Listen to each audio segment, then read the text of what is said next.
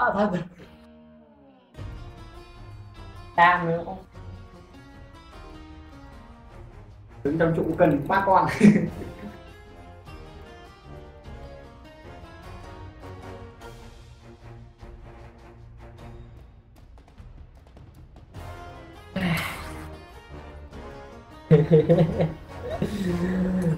Xanh quá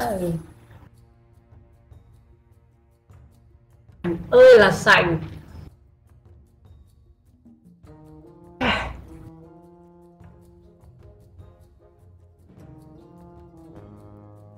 6 giờ mà.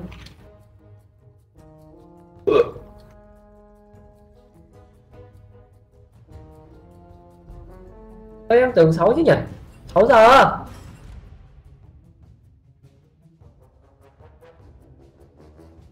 Nuôi móng tay cắt. Anh ấy ăn chỉ nuôi móng tay với tóc thôi. Tóc thì dài cũng nhanh. Ừ mà chạy yêu cơ nhá. Em quên.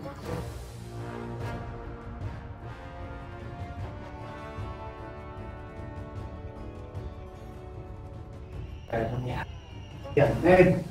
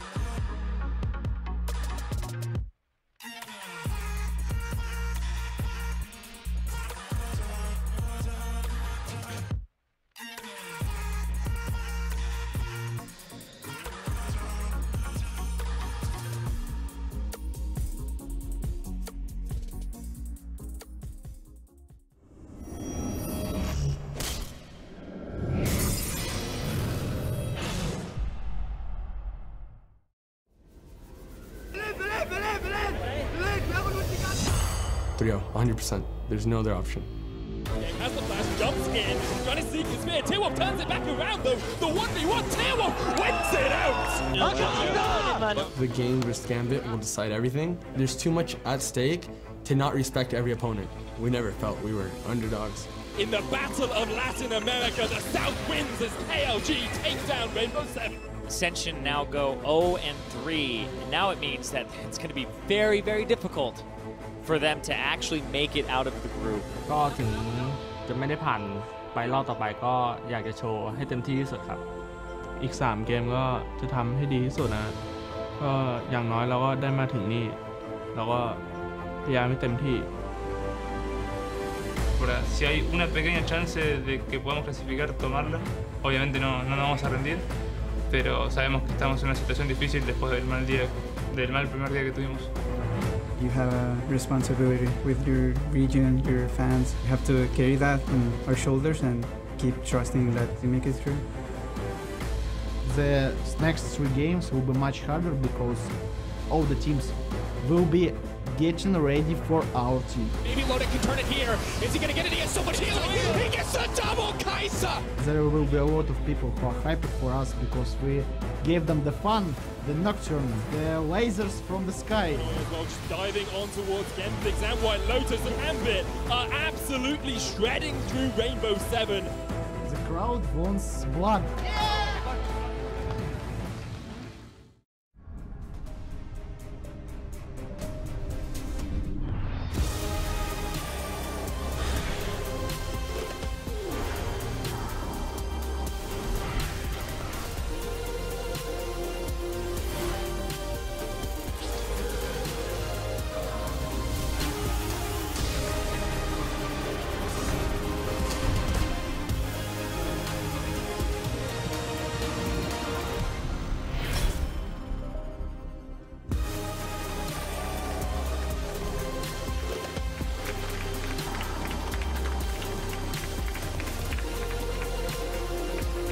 MSI playing stage today. The contestants of Group A return with Gambit Esports poised to earn that #1 spot. We will see who can challenge their hold at the top of the group with our matches today. I'm Invitational Sportra, joined by Jake Spawn, Tiberi, and Barento Ras Mohammed. Ready for some more action in Group A? Hello, gentlemen. Hey, yeah, I'm definitely ready for action, and I have my oceanic friend here. Well, Spawn, you know the deal. There's fashion rundown at the top of every show, so explain your suspenders. I actually think these suspenders were borrowed from the Europe wardrobe because I had a couple of wardrobe malfunctions earlier today. Oh. Apparently, I am a little bit beefier than I was the last time I came to this kind of set. All right. Well, I don't really know what to say. I think you both look great. There we go. Let's continue. Let's focus in on the League of Legends because yesterday Group B kicked off with Supermassive simply looking a cut above the rest. There's no other way to put it. Supermassive was improving game after game and looked so clean. And it all started with Gank by Mom. GBM came off with his Vladimir just taking names. And he went out a little bit too excited, so when he went to the next game, he just held it back with the Rise play, and it felt like they're superstars in every role. I talked about GBM because he was the unlikely star here. Yeah, absolutely. And I think when we have a look at this lineup, if you had to have that all-star team so far, you nearly could just draft the TCL Supermassive. Every single player is stepping up. I like the fact that Zeitnot this time around is having that massive international performance, and Snowflower down in that bottom lane, the 1-2 punch just seems to be way too strong at the moment. Super scary squad, and that means that all the other teams really had trouble with them. Kaboom being one of them, the CBLOL representatives. Not a great start for them. Yes, they are young guys. Yes, they're a new lineup, but I expected just a tad more from them on their first day. Yeah, absolutely. I especially think we expected more macro play coming out of this lineup. It's something that the CBLOL has been a little bit more well known for, and I think that this lineup did show a little bit of that inexperience. When you have a couple of 17-year-olds on the lineup and you go into big games, if you slip early, you're going to start getting desperate, and I think that desperation came through in their play. And they're not a team that likes to slip early because in their regional play, they were so strong in that first 15 minutes. And so Xantin's in the top lane picking tanks just because he had to blind pick. I think it's going to be different going into the next day just because he needs to have that early laning phase. Yeah, absolutely. And I think to just build on that a little bit, one thing that we were incredibly impressed by, if they had a gold lead and they were able to pick up Baron domestically, they would close out games pretty quickly. And I think that that was missing from their gameplay. We want to see more of that. Pentagram, not a great day either. They had a 0-3 scoreline. And then who else is in that? Maybe a little known team called the Dire Wolves. Oh, the Direwolves, yes, they ended up the day 2-1, really surprising many. A much better showing than we've seen from them last year internationally. Absolutely, and the fact that this team went down a game and they had a couple of shocking performances from King, you know, from Chippies. However, then they were able to build on that. Shows the infrastructure they've added since last MSI and Worlds. You know, they've got that high-performance coach out of the UK. And I think this is a team that is starting to show their growth and really starting to show that Oceania can trade blows with the big dogs. And team play is a big thing. The cow, the big roaming cow coming to the bottom lane, Cupcake, showcase that didn't matter if his lanes were running behind, he was going to come and help him. And that's a big thing. We have to remember that Triple and Cupcake had not been on the international stage before. I mean, Cupcake did play Rift Rivals, but that's a completely different ballgame to MSI. And those two players in particular stood up for their team in big ways. Great mental resilience from the Direwolves, and this is how that translated into the standings. Group B, as said, super massive, reigning supreme 3-0, and a very shiny 3-0 as it was so convincing. But the Direwolves right behind them at 2-1. 1-2 for Kaboom and Pentagram. Yeah, they're going to need a bit of a miracle to get out of that group. Yeah, absolutely. But what I will say about this group is there does seem to be a significant drop between every single space. When you have a look at Supermassive, no one was really able to go with them, but the Direwolves' victories against their other two opponents were equally as convincing. So someone is going to need to do something very special in the next couple of days to be able to shake this group up. So let me ask you, we have Group A. We also have a 3-0 team, Gambit, who looked really good, but I still feel like there's a bit more room or possibility for upsetting Group A, or am I wrong in that? 100%. I mean, look at me. I'm the one who said that Rainbow 7 and Ascension were going to be coming at 1 and 2. So both of these teams I held in high regard coming into the day. That didn't happen, but they still have that fire and skill. So they have great attributes. Ascension, we already talked about 0 and 3. They're a fiery team, so I expect them to at least slip up one team. And you know, that game versus Gambit was very competitive. They were able to really take it to the LCL lineup. So I think that I kind of agree with you that if there are going to be upsets, I wouldn't even look past the GPL lineup, because this is a team that 0-3, maybe they've slept on them. The preparation hasn't been as good coming into this game, looking at the Latin American teams, and that can hurt you in a tournament like that. As it stands, Gambit, though, is at the top of those standings. We heard it from Stechel saying, well, we bring the lasers from the sky, we bring the action. So I want to know from you guys, who is going to make it out of this group in the end? Are there upsets, or is it Gambit and Gambit all? Look, statistically, the Gambit have 3 wins. Even if they slip up once, I still favor them to come out. They had a very strong day. Yeah, absolutely. I mean, obviously, I have a history of being very accurate in predictions, so I am going to throw the spanner in the work. I'm going to say that in a Latin American team, I'm looking at KLG to come out and absolutely steamroll this group. I think that Gambit did show cracks in their gameplay, and I think they came out with some interesting drafts, but to have 6 of those prepared, eventually it's going to run out. Yeah, but here's the thing. If I think there's one team that's going to slip people up, I already said Ascension, but I felt like Rainbow 7 can still come back because they already had strong pressure. So if it's going to come down to it, it's fun that it's going to be Rainbow 7 versus KLG. So who's getting out of the group, Raz? Gambit? It's going to be Gambit. Gambit, Chaos Latin Gamers for Spawn. KLG. And I'm going to read KLG. It's not that I don't like Gambit, it's just that I want this group to be in disarray. I want to see upsets left, right, and center, and I want to see a tiebreaker, so that is why I'm voting for KLG. We'll see, we'll know all of it and who promotes in the end to the next round at the end of Group A today. It's going to kick off with Ascension Gaming looking to bounce back versus Gambit Esports, and then followed by the other big LATAM clash, Chaos Latin Gamers, facing off against Rainbow 7, while the top team at the end of the day will return on Sunday to draw their opponents for the knockout stage, so either the Flash Wolves or for a best of 5. And I said, if there are any ties, they will be played at the end of the day. Now, seeing that it's only for the #1 spot, there most likely won't be too many ties. We are in Europe, after all, but hopefully there's one. Yeah, I mean, you absolutely don't know, because when you have a look at how this is shaken out, Rainbow 7 as a team was the red-hot favorite to be able to take this group. So the results could potentially flip. I mean, you had Ascension second. I personally had Ascension second as well, so I'll throw myself out there. There you go. Equally as wrong, Raz, but I think that this is one of those groups that anything really could happen. Yeah, that's why Game 5 for me, Gambit versus Rainbow 7, I think is going to be the most contested game. So that's why it feels like you still have to keep in tune, watching it till the end of the day. Yes, well, yeah, hopefully that is what we should do.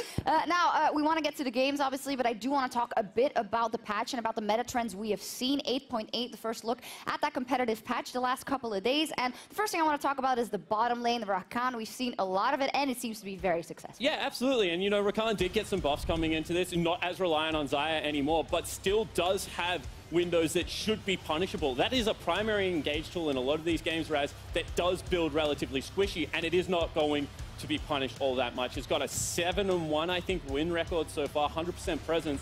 But when I have a look at it, where is the Gragas disrupting it? You know, where is the Leona in the laning phase being played well, or the Morgana to try and stifle some of this aggression? it's so confusing to me that it's having so much success. It just comes down to the fact that we have a lot of strong engaged supports here in this tournament. And not only on top of that, it does come in true as secondary engage, bottom lane dives. If you're talking about a support that can enable that, Alistar is one of them, but definitely Rakan. What do we make of the mid lane? We've seen a lot of Karma, obviously very utility-based. Do you think it's had success so far? So far, it's mixed success just because it really is centered around team play. So if you're running in the Skarner, if you're running in the Olaf, you have to come in the 2v2. Otherwise, you're just a Karma without that much damage. So currently, I love it being played, and you're seeing mixed success. Yeah, and I think the setup needs to be better because when you run something like Karma, you get access to early pushing lanes. You should be able to team up with your jungler, like Raz is saying.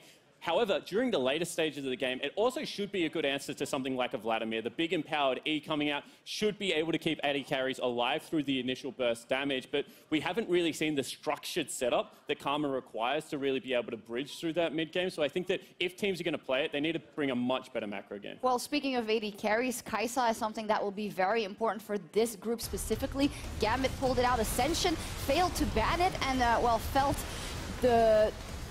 They felt the fire, they felt the burn, exactly. 100%. And that's the thing, even though I'd say, you know what, I've seen it in the LPL, you can pick against it with the Varus, you can pick against it with the Caitlyn, and you have to play perfectly. But if you're Ascension and your game plan is not to play perfectly, it's to try and skirmish as much as possible, you would much rather have the Kai'Sa yourself rather than going up against it. Absolutely, because messy skirmishes give Kai'Sa backlane access, and she just becomes like an assassin as she gets 2 or 3 items. And I think that we saw that as the game progressed. You can keep it down in laning phase. It is very short range, it doesn't have all that much power.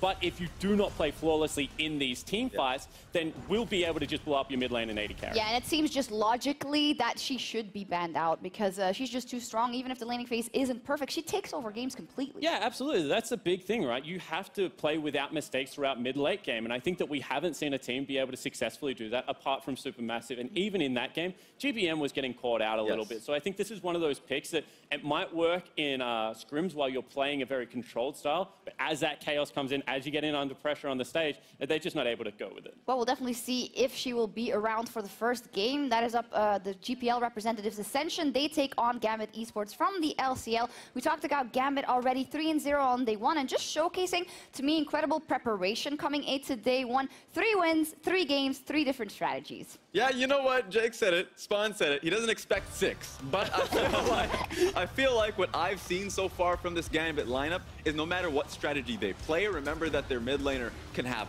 a wealth of options. If he finally just gets himself the Anivia, he can roll down to it. It's the structure to get those plays coming for it. That they can run Jhin, they can run Nocturne, and make the plays work because they know what steps make it possible. Yeah, absolutely. And that draft, when you have a look at the Nocturne casters, was so ingenious because you have areas of the map that are just going to be farm areas in the Ornn and the casters, and a big target down there on the bottom lane trying to go at White Lotus, a player that hadn't played during the regular season. And I think that that is a way to attack that Rainbow 7 lineup that maybe we didn't expect. And we really got to credit the support staff and the coaches of Gambit for coming up with that. I agree, and I don't want to credit it all to the inventive draft. I think also in the mid game and the late game, the objective control, the Baron and Dragon control from Gambit was just fantastic. It seems like they have the full package, at least when it comes to this group. Yeah, and this is what's holding them a stead above the rest. They took all the Barons in the games they played. They gave up 1 Drake, and this is a team that is able to set up around objectives. They deny vision incredibly well. Obviously, you can only do that with a lead most of the time,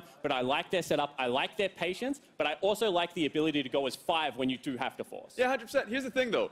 I expected the Baron pressure because in the LCL, they've been the Baron team. They've had incredible presence around that in 30-minute mark. But the Dragon pressure surprised me because that just showcased that they had the pressure early, that they could play through Logic on the bottom side of the map, which they haven't shown in their own split. Well, you mentioned it there. A thing or two could have to do with the fact that that 17-year-old Logic, the guy who's still in university, who came in the last week of the regular season, comes onto the international stage, and he absolutely crushes it. Yes, he had his hands on Kai'Sa, but he also played Jhin, and he did it really well. Yeah, absolutely, and I love to see new players come to big tournaments and pop off, and I think that whilst Logic is the guy that is responsible for a lot of that, you also have to say that his team, 4 veterans, are getting around him, giving him carry potential, obviously showing that faith, and that's a big call at a tournament like MSI when you have veterans like Diamond Prox, like Edward, and they are building around this 80 carry. Yeah, the fact that they can really have that structure around him means that their practice has been working well, so they feel confident around that. So if you're feeling confident about their bottom lane, if you're feeling confident about PvP Stejos,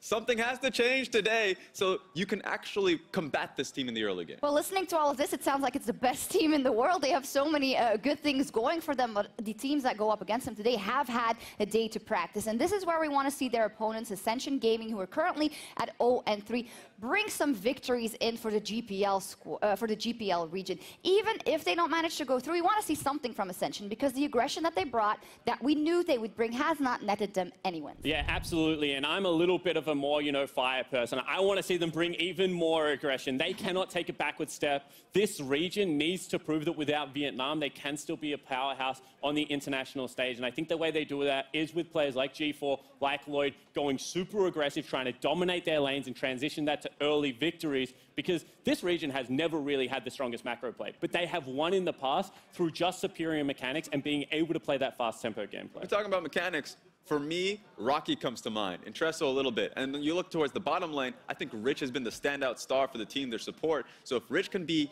the first one that starts to play, he's had an incredible recon so far in this tournament. So if he comes out, starts to play, helps out the mid laner, then I think we can see that first win come through. Yeah, absolutely. But I think that whilst Rich has played well, the other two support casts you talk about, the jungle, the top laner in Rocky and in Treso, need to lift their game, because you can't just have the Rakan doing everything. As we said, he's a squishy primary engage, and Rocky's Gnar ultimates were not good enough in that game. The team fight setup was never really there, and I think that whilst he's playing well, he does need help. Well, even though the team fights weren't perfect, I did get the feeling that even in the games where they were down in gold on day one, they showed fighting, right? They showed some skirmishes. They had some good trades here and there, but it just wasn't enough. And Spawn, you say the answer is more aggression. Raz, do you agree with that? 100%. I'm going to say this.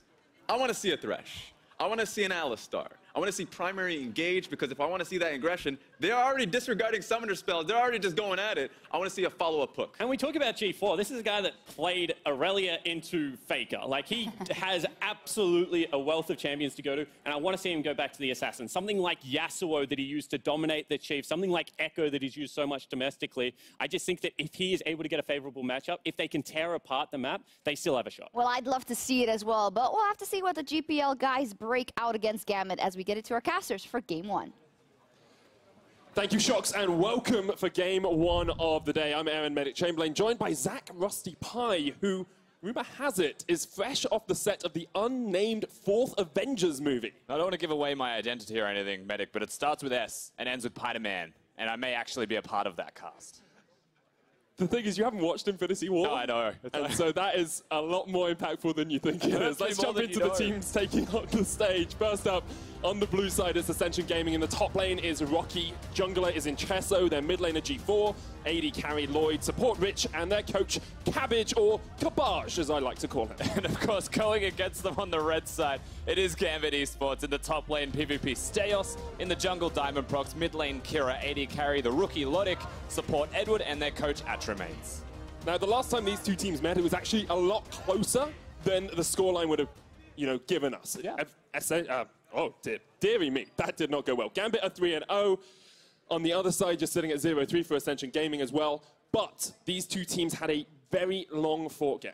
Yeah, they definitely did. And when you look at Ascension, it was mentioned on the analyst desk as well. They're scrappy. They love to fight. They love to skirmish. They want to get the early aggression out.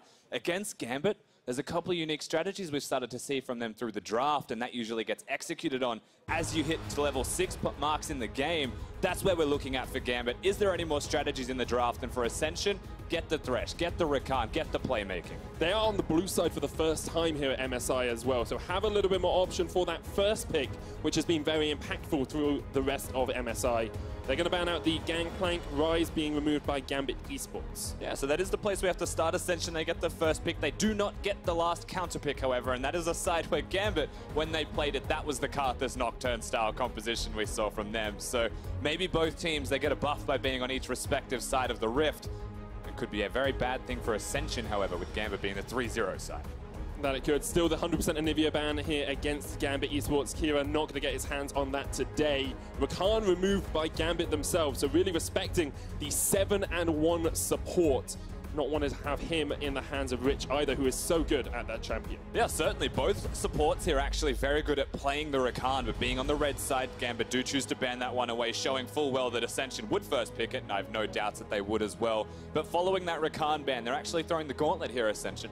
Getting rid of that Caitlyn knowing that there's the Kaiser available forces the second ban, and maybe they get an AD carry of their choice regardless. Yeah, the question is, do you go for something like a Xayah here when you know the Rakan's banned? Varus is still on the cards as well. Tristana, someone we haven't even seen yet, still an option for these AD carries. May even move away from that and pick a priority jungler instead. Well, this is going to be an abstract version of that, I suppose. Going for the Camille with their first rotation usually reveals that that's going to the top lane. It can be flexed towards the jungle, which is a place you'll have to consider, but that's usually a very niche flex now. It also has been 100% banned against Rocky throughout this tournament, so giving him one of his comfort picks in the top lane. We talked about him as a primary carry for this team in the past. They said it on the AD. Rocky and Intresso are the players that need to step up. Giving him something he's comfortable on will definitely help them out a lot. Gambit going to answer with the Karma and probably the Trundle here as well. Now note that the Caitlyn being banned away by Ascension, it's not going to be the Caitlyn Karma running around with the Morgana perhaps even filling the support position there. It can still be a support Karma, can still be a mid lane Karma, so we're looking towards the flex there. And with the Trundle locked in, not a lot of things actually beat the Trundle in the jungle position. You can go something aggressive like the Graves though, if you want to try and match the tempo, perhaps get some ganks off. Looks like it's going to move towards the mid lane here for Ascension. That Vladimir locked in for G4. Very different from the last time we saw these teams play against each other. None of the priority picks picked by either team as of yet, but the Kaiser was available then as well. So Gambit made a composition that worked around Logic. Here, Ascension going for some more comfortable picks, which is what they need to do when they're 0-3 in the group. And they picked a team-fighting mid laner in the Vladimir this time around with a hybrid in the Camille, can split push, can team fight as the composition requires. And with the third pick rounded out here as well, Medic, it's a bit of a wishy-washy composition, but it does have a very clear focus when you look at the goals of it, and that is to kill their opponents fast. It's very odd to see the Sejuani Fiora locked here for Steos in the top lane as well, so that's going to be a very aggressive top lane. We'll have to keep our eyes on that, but I want to come back to this Sejuani because it's the first time we've seen her picked, and a lot of teams have been erring away from her on 8.8. And it has been known that you do not pick Sejuani into Trundle. It is just the best Trundle matchup possible when you consider the Aftershock with the ultimate. But when you think about Sejuani pre that level 6 point and impact that it can have on the map, it usually shows that Ascension, they've actually drafted this for the composition. They haven't drafted to fight Diamond Procs. They're actually probably just going to avoid him, maybe try and sneak the Scuttle Crab out earlier and control the jungle through vision, not through meeting them. So at the moment, it looks like the top side of the map is really the main point of contest for these two teams. Two strong junglers, two strong top laners. We're having AD carry and support bans come out. Gambit getting rid of Alistar, Ascension getting rid of the Varus for themselves, but still no AD carries picked for either of these two teams. Yeah, when you get rid of the Alistar first for Gambit Esports, there's a chance that you were looking to prioritize the support yourself. With the Varus gone as well, the AD carry pool starts to dwindle, so that's where the question marks do have to come about. What do they prioritize? Ezreal's always an option for Logic. We've still got the Jhin available as well, which Logic played really well in that press R composition.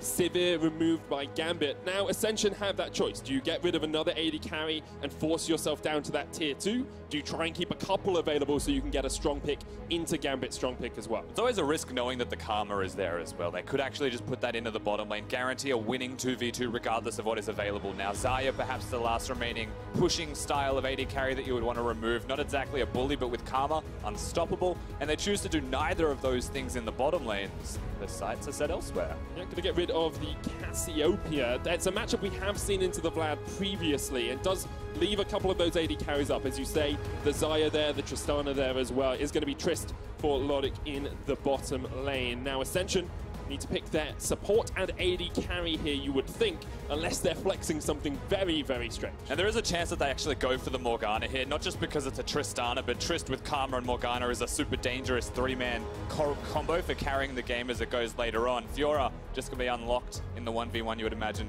towards the top side of the map. So as they go towards their AD carry, they have their pick of the litter, they choose the Ezreal, but for the support role, I would almost go the Morgana just to deny that. And it's not that the Black Shield does a lot for you anymore, it's that you don't give it to them. And it is good against things like the Sejuani as well. You can stop that ultimate from being able to connect from long range. So getting the Morgana here for Ascension Gaming does make a lot of sense, as you say, Rusty. Instead, they are looking towards the Braum. Haven't locked it in yet, could still flex it, could still prove your prediction right.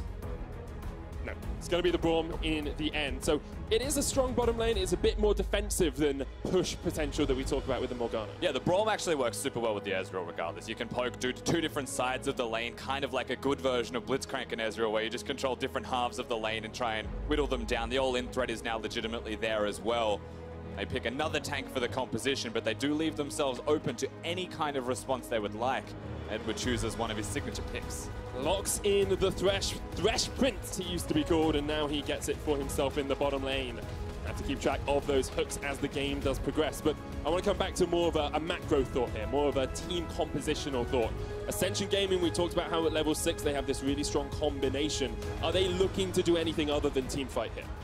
I mean, frankly, teamfighting is the easy option for them. You do have other availabilities. In fact, both teams do when you look towards Rocky against PvP Steos in the top lane 1v1 split push. And that's where the early game, and again, both of these teams getting the early game control influences the rest of it. The Sejuani and the Trundle, how they influence the top lane, dictates the snowballing quite severely up there. So there are other options, but it's about how they actually get to those options and if they do exist in the first place. Or if Ascension, in this case, they just throw everything and the kitchen sink at Gambit and hope to not get outscaled with the Tristana and the Cup. Where we talk about them as a team that has one punch. If their first punch lands, if they knock down their opponents, they're able to win out the game. But a lot of the time, the enemy is able to recover, get themselves off the canvas, and then come back into the game as it progresses. So we'll have to see if Ascension can land that first haymaker on Team Gambit. Especially since we talk about how influential the jungles are. And Diamond actually been having a very good MSI thus far. Diamond Prox in particular has been very good at the counter ganks, at finding his opponents and preventing them from doing anything in the first place. And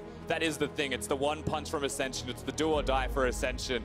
But can PvP Steos, can he actually work with Diamond Prox? Can they track it? Can they prevent it? Do or die, both in terms of composition and in terms of the tournament. If they lose this game, they cannot get first place. They have to win every single game today to be able to qualify for the knockouts. Gambit Esports, just ticking names off their death note at the moment, need a couple of wins and they should be able to secure that first spot. It's so important for both these teams to show up in this first game. And sometimes you have to shake off that rust a little bit. Sometimes you have to just wake yourself up, slap yourself in the face and say, we have to show up straight away, otherwise we might be out. Well, they had one day to show up already, and it wasn't there for Ascension. For Gambit, being 3-0 sets them up on that pedestal. 2 more wins is basically all it would take. Of course, there are still opportunities for their opponents in the same group, but you can control your own destiny here, Gambit. They've got the head-to-head versus everyone. And so much of it as well for Ascension is out of their hands now. You say that Gambit can control their own destiny, Ascension cannot. Even if they win all 3 games, they might not make it to that first spot, might not even make it into a tiebreaker. So, in the early game, we want to track these junglers. We want to see what Diamond Prox is doing. He's been very good at being aggressive, teaming up with his laners as well to get those early kills. Yeah, and we mentioned this in the draft already, but the way that the Sejuani wants to interact with the Trundle is usually about avoiding him completely, placing wards down, trying to see where he is. But if you look from the perspective of Diamond Prox, from the perspective of Gambit, this is a very good example of it. Go forwards, get into the Sejuani's jungle, make him uncomfortable with either decision-making or pathing, and force errors out of the jungle of Ascension.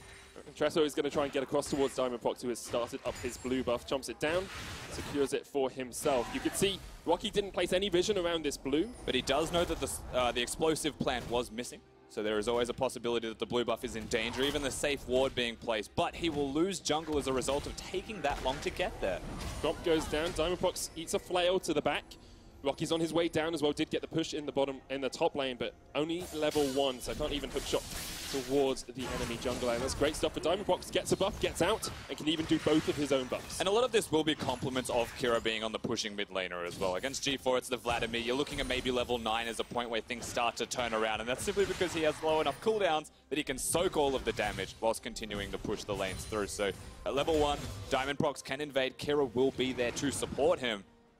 And early movements from the rest of the Gambit roster as well, knowing full well where the Sejuani has to go. Keeping track of Intresso is so important for Gambit, as you say. If they know that Scuttle Crab's not down, they know Intresso is still probably on the top side of the map. It means Diamond Prox can be a little bit safer, knows he's not getting invaded. CG actually taking a lot of damage. Ignite as well. Kira just needs to flash, but the Sanguine Pool is in time for G4. Will have to retreat, you assume, unless he wants to try and stay around and heal up with that refillable potion and some transfusions. He's going to try his best. There's no summoner spells for Kira, just the Ignite, but it is the unsealed spellbook, so the teleport, of course, a possibility. If you're G4 in this situation, you most likely just want to go back to base. It may just be that he wants a little bit more gold, perhaps, before he chooses to shop. Getting the summoners out of G4 is so good for Diamondbox as well, because he knows he can now go aggressive into this jungle. He knows he can push up. As we said earlier, he's had such a good performance up at MSI until now. 100% first blood participation, 3.0 kills and assists at 15, high kill participation, high gold difference as well. Very much a different jungler to the one we saw before. G4 pops the spell but gets himself a teleport. Now he's in trouble. Edward and Diamondbox are waiting in the wings, Rusty. There's no flash for him available. The teleport's already been used. Even a chunk is a win here. They get the root down. Diamondbox puts down a pillar as well. Edward just looking for the play, but the Sanguine Pool comes out early. Teleport in from Ascension as well. G4 not in a good spot at all. And first blood goes to Gambit. Sejos trading into Rocky as well. Looking for the Vital Procs. Gets a lot of damage down. Rocky hugging the wall, but Sejos is going to fly forward for it. The final lunge, the final shot. A rapier to the back of Ascension. And Sejos gets that in the 1v1 as well, so everything going right for Gambit. Besides that, you didn't see anything. It was still just a solo kill in the top lane. Can go back to his lane, can reset, and there's no teleports available up there too. So early action from side of Gambit. They go proactive in the first place. They've acknowledged that just in the 1v1, Kira's been able to get these summoners, and that's the lane that you go towards. Hold the hook, don't give an opportunity for the Sanguine Pool. And now, of course, we get to see Sejos. He was walked at by Rocky rather aggressively. You might say that was a mistake in hindsight, but he was just trying to find where that teleport was, tragically. Yeah, you could see Rocky started his TP into the lane initially, then cancelled it, and Sejos was like, oh, take the free damage just standing still. It's very easy to land a Vital Proc when your opponent is standing in one spot. And now Sejos has a Tiamat in that lane as well. Top side of the map very much in favor of Gambit, and we said that's where they wanted to win. Exactly, so now that he's got the Tiamat, he's not just controlling the 1v1, but he's controlling the minion waves. And we already spoke to Diamondbox's ability to invade through mid-control of Kira. Well, now he's got the top lane guaranteed to be his.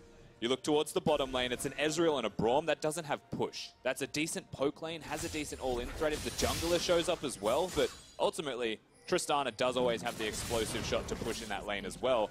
Everything goes right for Gambit, and a Sejuani doesn't make the difference for Ascension. So the question then becomes for Ascension, where do they go next? Where do they get that one punch that we talk about from? Do they have to wait for level 6? Do they have to wait for perhaps a misplayed teamfight from Gambit before they can land a punch on these LCL giants? It does make the most sense to wait for level 6, absolutely. And knowing Ascension, they are a super aggressive team. They started to, dwindle a little bit in that aggression as they started losing those games, but that's their style. That's the one that you want to see from them. They need to make that work. They need to find a 2v2 or a skirmish. They can't be through the jungle, can't be through the top lane. Bring your junglers at level 6 bottom lane is the place that I would be looking. We'll keep our eyes on that. Kira's still just dominating this mid lane. He's hit level 6, not too impactful for Karma, but it just means he can continually push G4 back. And nowhere near that level 9 we said that G4 needs to be actually able to counter push the lane. Diamondbox still on the aggression, still pushing into Intresso's jungle. Look at the CS discrepancy between the two of them. Diamondbox a full half item ahead of Intresso, and Kira, once again, because he pushes up the lane, can roam quicker and help out his jungler. And amusingly, Diamondbox doesn't need to do anything but look at Intresso. You can just stare him down and say, go for this control. Whatever else is winning for me, you're the one who needs to do something. This is a grand experience for the Trundle in this situation. Ignite used mid as well. Kira gonna land the root. Sanguine Pool comes out. G4 will heal himself back up, and Hemoplague helps him out a little bit as well, but you're just burning through that health pool for G4 bit by bit by bit. Bit rough getting past the Scuttle Crab, but he's navigated it, Edward, so he's going to get towards the middle lane. G4 has the flash. Flash hook misses Edward. Fresh Prince no longer. This isn't Moscow 5, but the play comes out. G4 has the flash in the end. You'll take it. You'll take the flash used in the end by the mid lane of Ascension. Yes. Went for the miracle play and wasn't able to find that one. Now Lodik has to be careful. This is what we want to see from Ascension, though. They know Edward's not there. You can push in that bottom lane as soon as Edward leaves. And he's gone for boots of mobility, so it's a very clear sign of where Edward wants to be, and that is everywhere over Summoner's Rift, not necessarily sitting into that bottom lane. Fair strategy as well when you've got the rest of your map winning, but it does leave Lodik to the Wolves, and there's a chance that he gets caught out of position. However, still has both of those Summoner spells, so ultimately, as the dust settles, he's going to be okay in that bottom lane, and everyone in control. A key lane we have talked for Ascension is that bottom lane, especially Rich. Not on the Rakan this time, is playing the Braum, but can definitely influence the game, influence team fights with that Braum pick. Very good at getting kills and assists with his team, very good at participating in the kills as well. Even if his team's falling behind, Rich is always there to help out. Yeah, often you'll be looking at this side, and they are 0-3 currently, so you